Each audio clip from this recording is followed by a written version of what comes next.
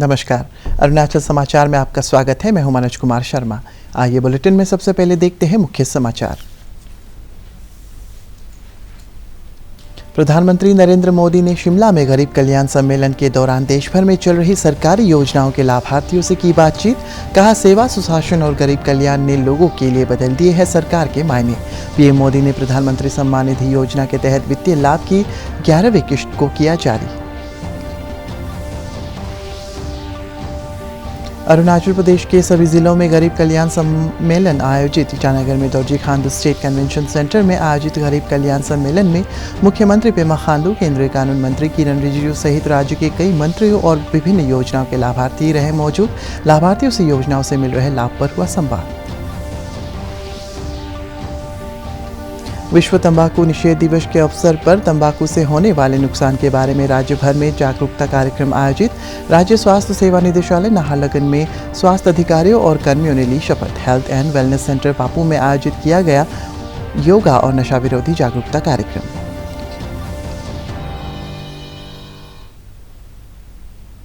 प्रधानमंत्री नरेंद्र मोदी ने कहा है कि सेवा, सुशासन और गरीब कल्याण ने लोगों के लिए सरकार का अर्थ बदल दिया है।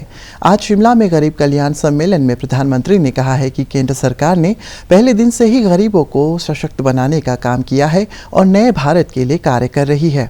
श्री मोदी ने प्रधानमंत्री सम्मान निधि योजना के तहत वित्तीय लाभ की 11वीं किश्त भी जारी की। इससे 10 करोड़ से अधिक लाभार्थी किसान परिवारों के लिए लगभग 21,000 करोड़ रुपए की राशि अंतरित होगी। इस अवसर पर प्रधानमंत्री ने देश भर में पीएम किसान योजना के लाभार्थियों से संवाद किया।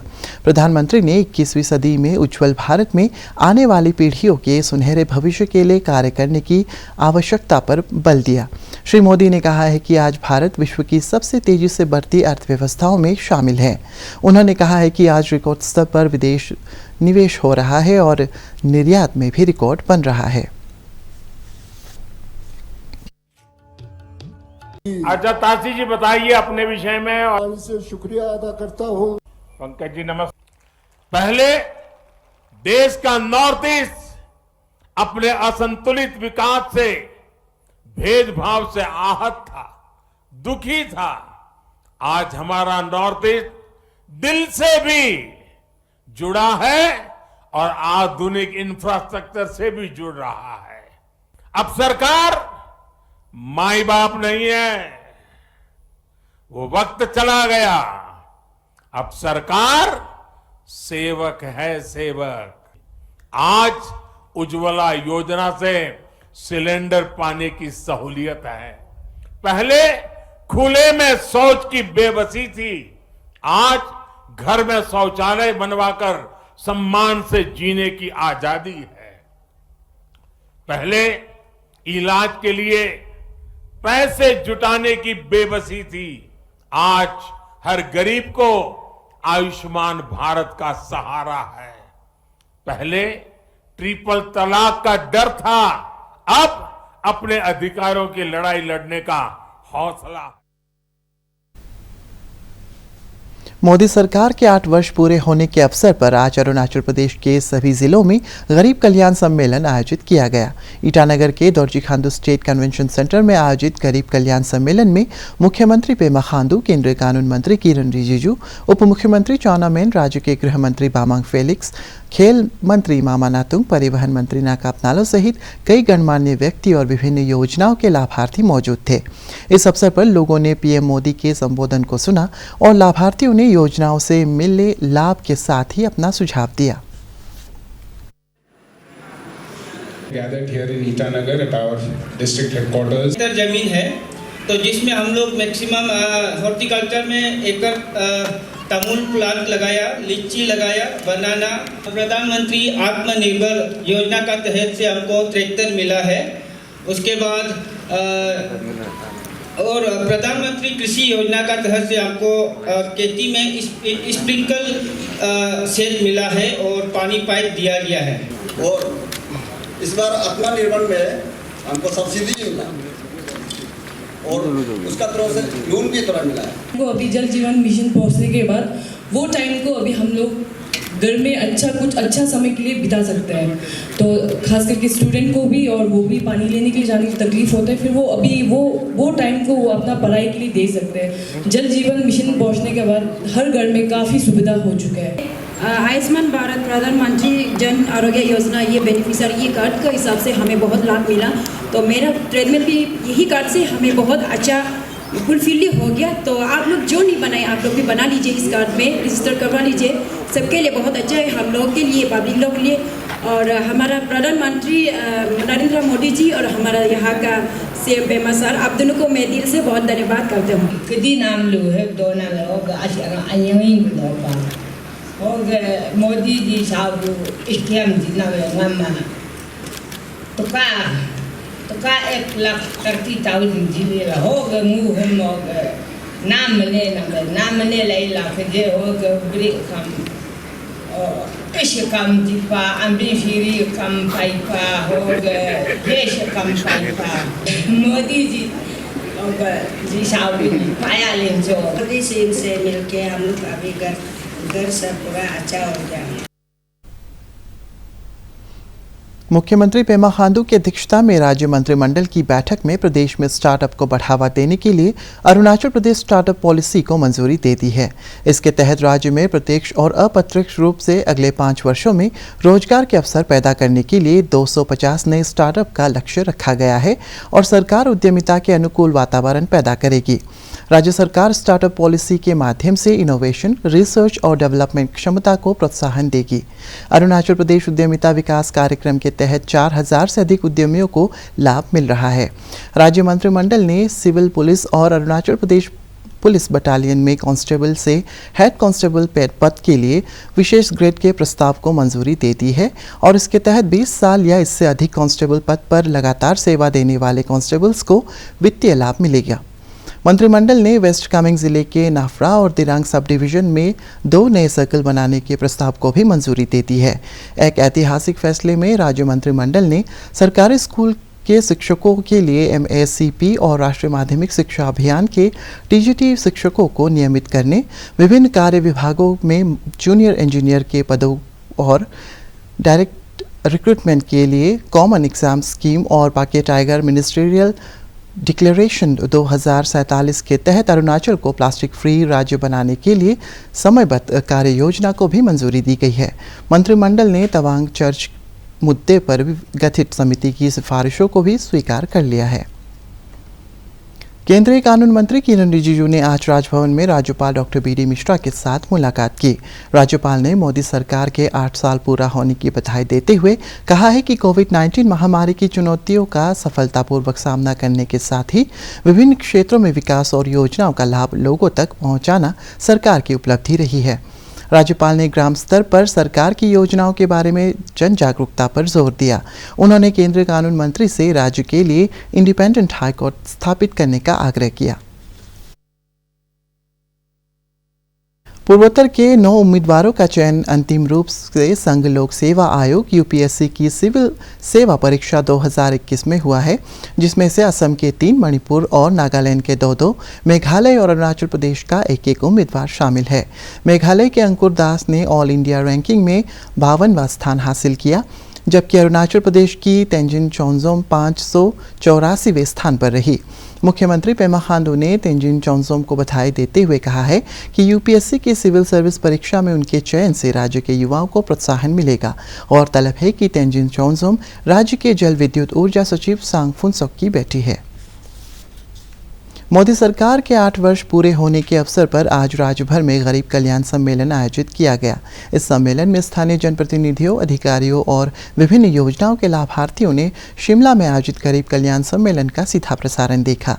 उन्होंने योजना से मिले लाभ के बारे में जनप्रतिनिधियों और अधिकारियों के साथ सीधा संवाद किया।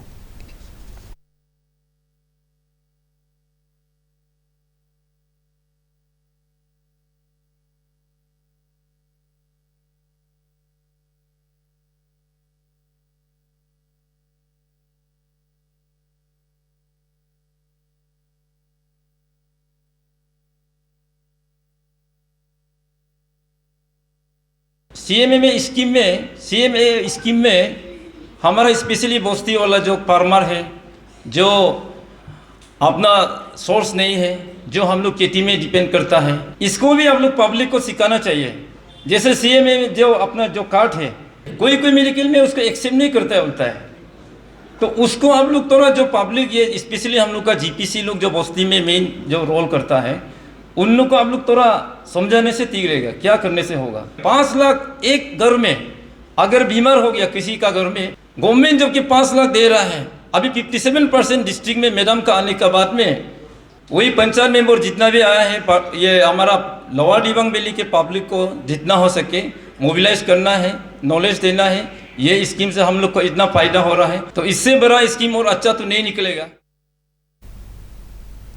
आज विश्व तंबाकू निषेध दिवस है। ये दिवस तंबाकू से होने वाले नुकसान के बारे में जन जागरूकता पैदा करने के लिए मनाया जाता है। विश्व तंबाकू निषेध दिवस का विषय है पर्यावरण की रक्षा। तंबाकू से प्रतिवर्ष 80 लाख लोगों की मौत होती है और पर्यावरण को नुकसान पहुंचता है। आज राज्य स्वास्थ्य सेवा निदेशालय नाहरलगुन में निदेशक डॉक्टर एम लगो के नेतृत्व में स्वास्थ्य अधिकारियों और कर्मियों ने शपथ ली।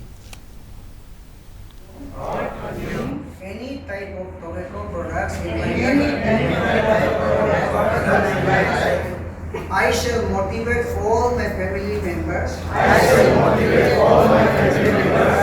and acquaintances also do not use any tobacco products.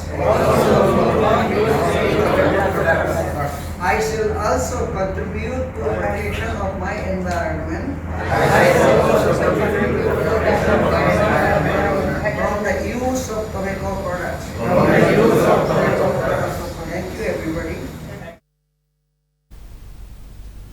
विश्व तंबाकू निषेध दिवस के अवसर पर तंबाकू से होने वाले नुकसान के बारे में जागरूकता पैदा करने के लिए राज्य तंबाकू नियंत्रण सेल द्वारा राज्य भर में कार्यक्रम आयोजित किया जा रहा है। ईटानगर राजधानी क्षेत्र के हेल्थ एंड वेलनेस सेंटर पापू में योगा सह नशा विरोधी जागरूकता कार्यक्रम आयोजित किया गया। तंबाकू नियंत्रण सेल के कंसल्टेंट के रातान ने बताया है कि कोटपा अधिनियम का उल्लंघन करने वाले दुकानदारों के खिलाफ कार्रवाई की जाती है। उन्होंने कहा है कि नियमित अंतराल पर कोटपा अधिनियम के बारे में विभिन्न इलाकों में जन जागरूकता कार्यक्रम आयोजित किया जाता है।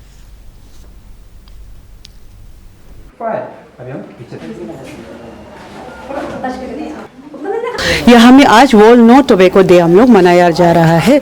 जो भी सीनियर सिटीजन्स है दे आर हियर एंड हम लोग थोड़ा सा अपना जो लॉज वगैरह है उसको थोड़ा बताया है एंड देन हम लोग का यहाँ पे एक योगा सेशन भी हम लोग कराया। कोटपा एक्ट करके जो है उसका जो इम्पोर्टेंट वाला 4-5 लॉज है, सेक्शन 6, 7, 8 जो है हम लोग का जो इम्पोर्टेंट है सबसे, एंड सेक्शन 4 ऑल्सो, तो उसको भी हमने बताया है। एंड देन जो हमारे साइकोलॉजिस्ट है वो मैडम वो भी आए हैं, तो बेसिकली हम लोग काउंसलिंग भी कराएंगे थोड़ा सा। आप अवेयरनेस आप पूरा हर जगह कवर अप नहीं करके आप चार्ज नहीं कर सकते हैं। तो हमारा जो टारगेट है ऑलमोस्ट ईटानगर का जो बेसिकली जो मेन एरिया से स्कूल वगैरह तो ऑलमोस्ट कंप्लीट है। तो अभी हम लोग जितना हो सकते हैं कि आईसीआर का जो भी अंदर जो एरियाज है वहाँ हम लोग कवर अप करेंगे एंड देन हम लोग चालान स्टार्ट करेंगे। ईस्ट सियांग जिले के बेलात पामिन में दोन्यू पोलो येलाम कॉन्फ्रेंस आयोजित हुआ। इस अवसर पर प्राथमिक शिक्षा निदेशक के पद से सेवानिवृत्त तापु गांव ने लोगों से अपनी सांस्कृतिक विरासत और पूजा पद्धति के संरक्षण की अपील की। उन्होंने लोगों से वन और वन्यजीवों की रक्षा करने का भी आह्वान किया।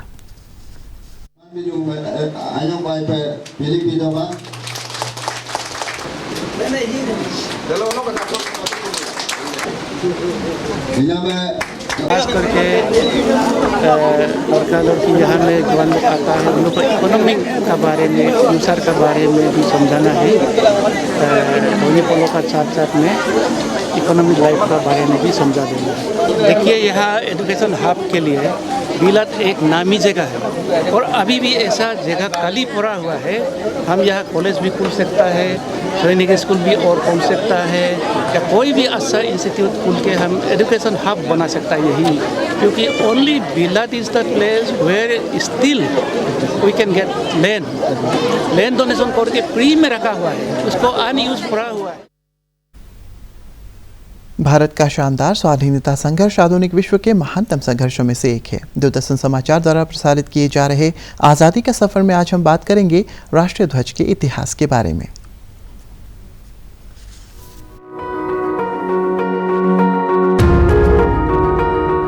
31 मई 1921 को गांधीवादी राष्ट्रवादी पिंगली वेंकैया ने ऑल इंडिया कांग्रेस कमेटी के विजयवाड़ा अधिवेशन के दौरान महात्मा गांधी के समक्ष राष्ट्रीय ध्वज का आरंभिक डिजाइन प्रस्तुत किया था। मूल डिजाइन में 2 रंग थे, लाल और हरा। ध्वज को बीच से क्षैतिज रूप से विभाजित करने के लिए लाला हंसराज सोढ़ी ने पारंपरिक चरखे को शामिल करने का सुझाव दिया, जो स्थानीय धागों से स्वयं बनाए गए कपड़ों के माध्यम से भारतीयों को स्वावलंबी बनाने के लिए गांधी जी के अभियान से जुड़ा था।